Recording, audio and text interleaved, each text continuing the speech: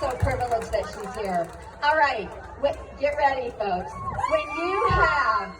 When you have a very conservative right-wing Republican, you cannot get farther to the right than me. I'm a Republican from Douglas County, and I'm very conservative. That being said, I could not be more proud to be standing shoulder to shoulder in a minute here with a Kennedy, with RFK Jr. is here to talk to you.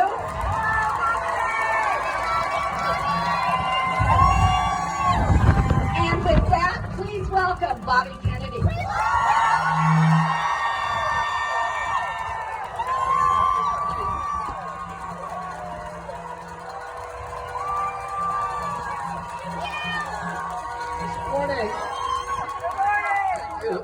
This morning, one of the Democratic leaders who is pushing this bill had a quote in the newspaper where he said that if we cannot get a vaccine bill passed during a pandemic, then we can never get it passed. They had to wait till we had a pandemic, till a Sunday, with 2 days' notice and no testimony, and we got to come in here and testify for 2 minutes. And they're going to learn this issue in 2 minutes that you and I know it takes years and years of study, because there's been so much effort to obscure the science, the facts, the evidence for decades about what's happened and the corruption about what's happening here, that people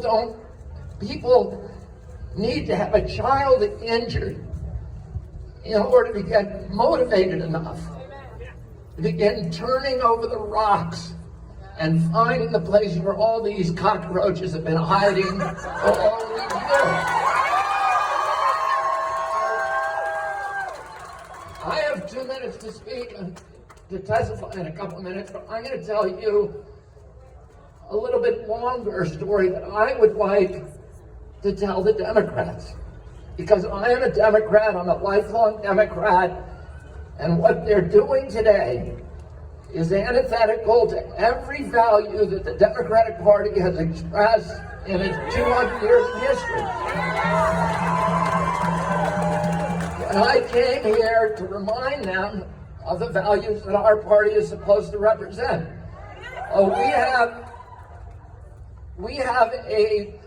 Somebody this morning asked me about how did we get here. Here's how we get here. I had 3 vaccines when I was a kid. I was fully compliant. Today's children get 72 doses of 16 vaccines. How did that happen? It happened because in 1980, CDC recommended the DTP vaccine, which is now banned in this country. And for 10 years, children took that vaccine. And there was a wave of brain injuries, of deaths, of encephalopathy. 1 out of every 300 children were affected. And the vaccine companies were getting sued. Why? All 4 of them had a DTP vaccine. And guess what? I'm going to do a little side note. The DTP vaccine was banned in this country. Guess where they still use it? In Africa. And it is Bill Gates' flagship vaccine. He gives that vaccine to 161 million children a year in Africa. And in fact, Bill Gates has used his leverage. He gives now $900 million a year to WHO, but it gives them its tax deductibles, which you and I who are paying for that, and it gives him the capacity to control a $5.6 billion budget at WHO and dictate policy. And he is dictating policies that benefit his investments in all 4 vaccine companies and his GMOs and Monsanto and all the other stuff.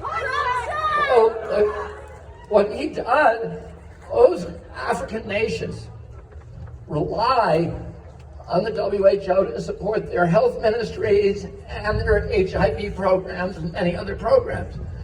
Well, the WHO uses that leverage to go to those countries and say, if you do not comply, if you do not give 90% of your children this DTP vaccine, you get no money for HIV or for your health programs. That's the leverage that Gates has.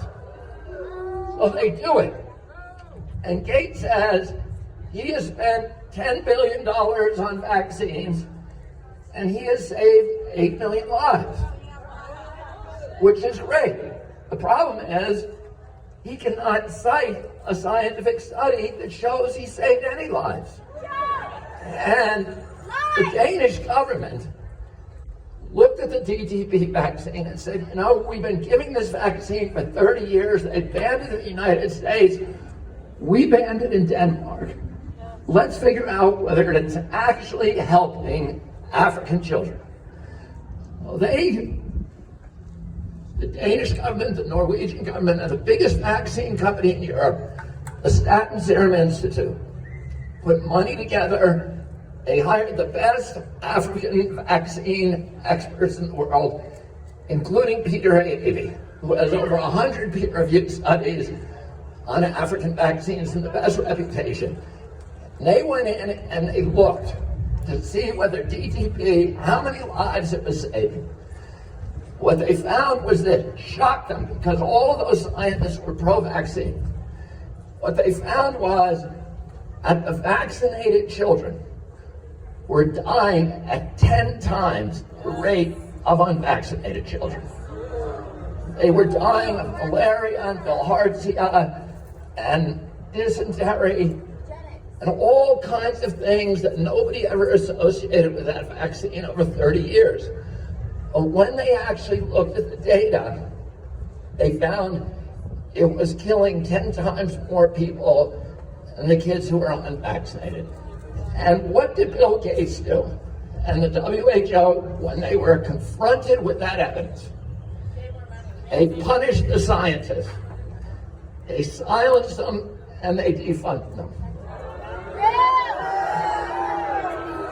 Now, that vaccine in this country during the 1980s, these companies were being sued. And Wyeth, the biggest producer, went to Congress and they said to Congress, we are losing $20 in downstream litigation damages for every $1 that we make from selling this vaccine. And by the way, we cannot make this vaccine safely. In fact, we cannot make any vaccine safe. They used this term, which ended up in the statute. They told Congress vaccines are unavoidably unsafe. Like every other medicine. If you give it to enough kids, some of them are going to die.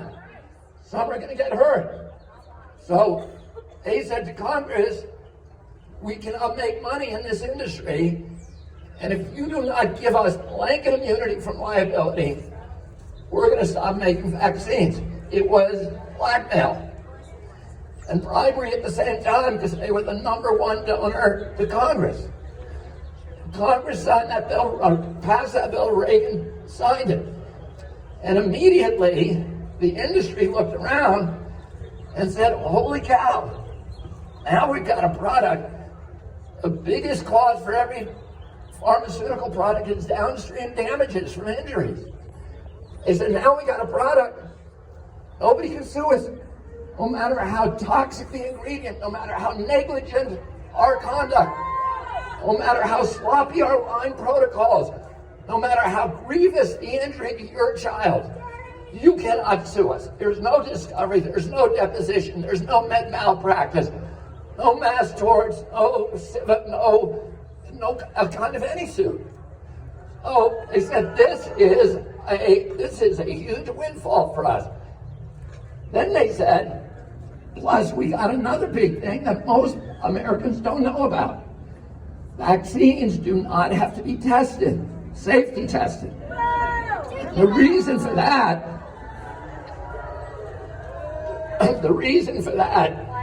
is an artifact of CDC's legacy as the public health service. The CDC used to be called the Public Health Service, which was a quasi-military agency.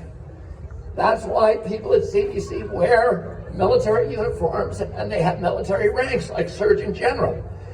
The vaccine program was conceived as a national security defense against biological attacks on our country. They wanted to make sure that if the Russians attacked us with anthrax or some other biological agent, we could quickly fabricate and deploy a vaccine to 200 million Americans with no regulatory impediments. Well, they said, if we call it a medicine, we're going to have to safety test it. And that takes 5 years, because a lot of injuries from medicines have long diagnostic horizons and long incubation periods. You don't see them for years. Oh, let's call it something else. We'll call it a biologic, and we'll say you don't have to test biologics. And that's what they did. Well, these companies in 1986, and now we got a product, there's no damages downstream. We saved $200 million on the phase 1, phase 2, and phase 3 trials. We don't have to safety test it. Plus, there's no marketing cost, no advertising cost, because the government is going to order 76 million children to take this product. It's the perfect business plan. Oh, there was a gold rush. All of these ridiculous vaccines were added to the schedule, like Paul-Offit's rotavirus vaccine, hepatitis B, stuff that's not even casually contagious. And here's the punchline. And we saw that day, 1989, an explosion in chronic disease in this country. Not just autism, which went 1 in 10,000 at my generation to 1 in every 22 boys today, 1 in 34. But also all the neurodevelopmental disorders, ADD, ADHD, speech delay, tics, Tourette syndrome, narcolepsy, ASD, autism, the allergic diseases, peanut allergies, food allergies, anaphylaxis, eczema, asthma, and the autoimmune diseases which everybody here knows about. You should not know the name autoimmune, but everybody here knows that name. Now, juvenile diabetes, rheumatoid arthritis. In 1940, 6% of American children had chronic disease. In 1986, according to HHS, 12.8%, a huge rise.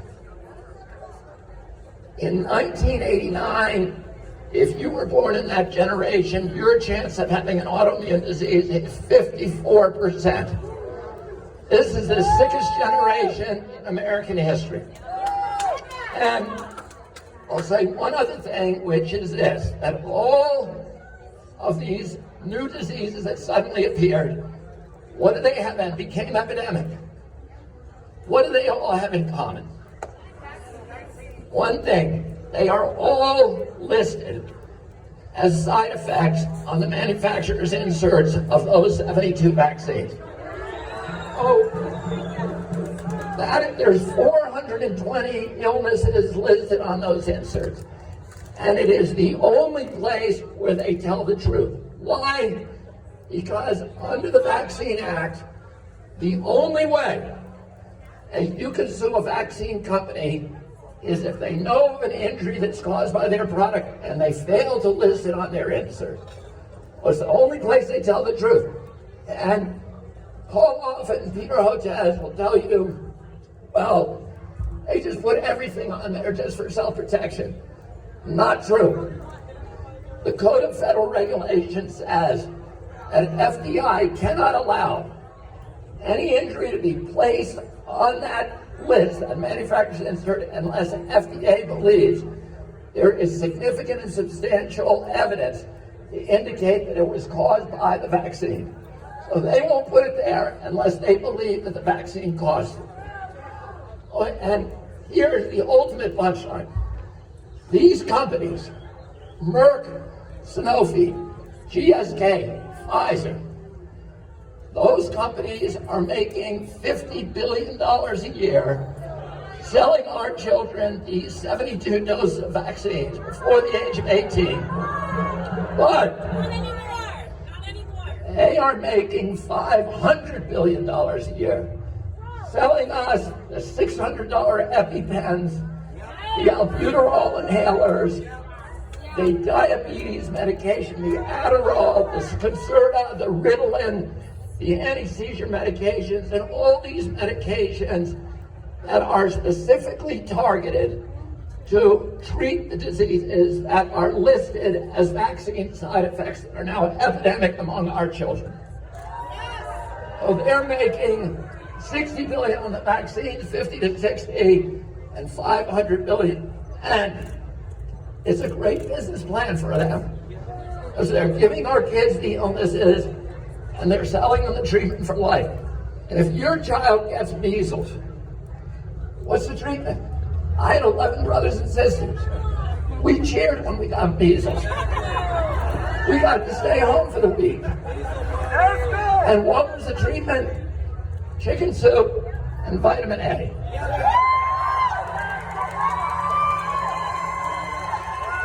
And what do those things have in common? They can't be patented.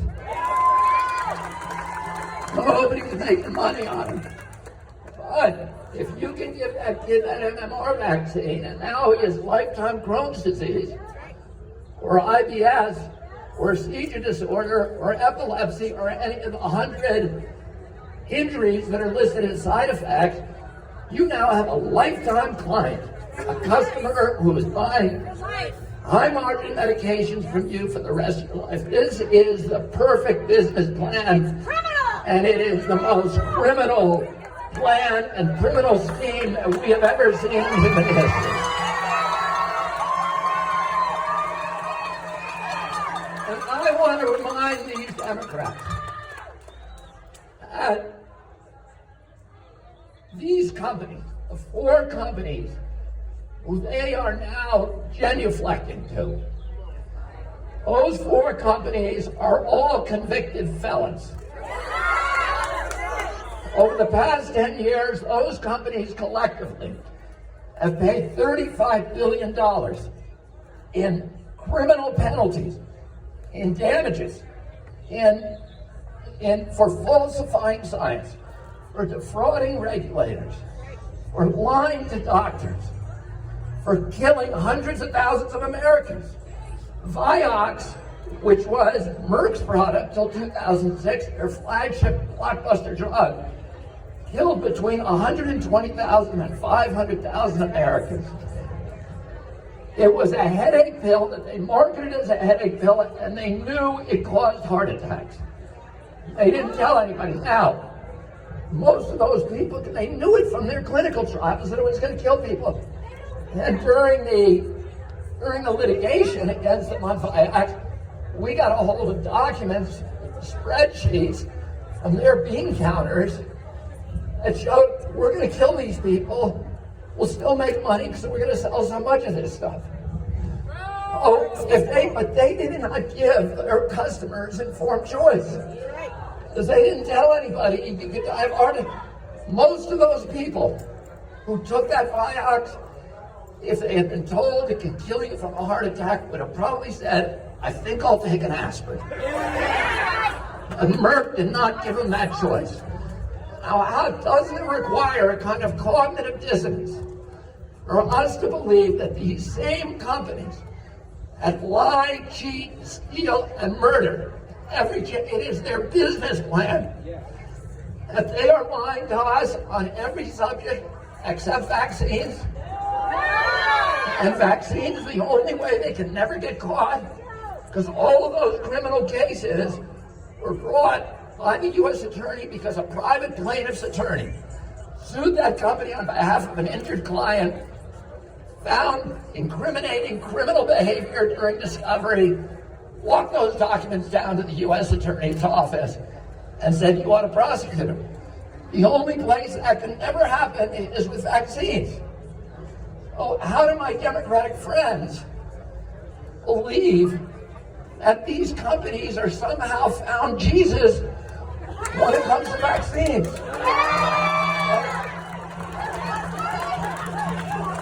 So I want to remind my friends in there of some of the things that the Democratic Party used to stand for, like, let's listen to women. Weren't we supposed to start doing that last year when Harvey Weinstein got elected, got arrested? Weren't we supposed to say, let's start listening to these ladies? They may know something. They may be telling the truth. Well, there's 3 million kids with autism now in our country. And according to 2 studies, between 40 and 70% of those women believe that their child was injured by that vaccine. Shouldn't we be listening to those? Listen, if one woman says it to you, she could be wrong. If 10 say it to you, maybe you should start listening. If 10,000 say it to you, something is wrong with you if you're not listening.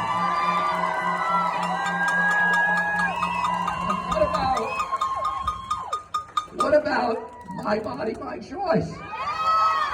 Whatever happened to that?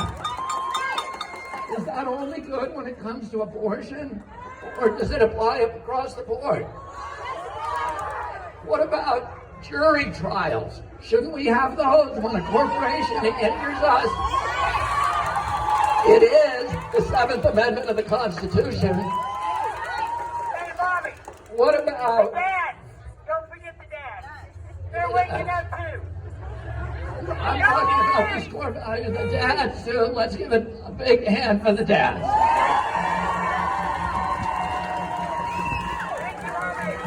And thank you. And what about religious freedom? And what about standing up to the bullies and standing up against corporate power? And what about let's not govern this country through fear? Aren't we supposed to be the home of the free and the land of the brave? And the reason that we're the land of the brave is because the reason that we're a home of the free is because we are the land of the brave. And what did FDR tell the modern Democrats was the only thing we had to fear? Exactly. And so why is the Democratic Party, which has always been the party of openness and of courage and of willingness to try new things and the willingness to dissect and to debate, why are they the ones who are governing by free? And finally, what about censorship? My father, why can't we have this debate openly? Why are they scared of telling the truth to the American people?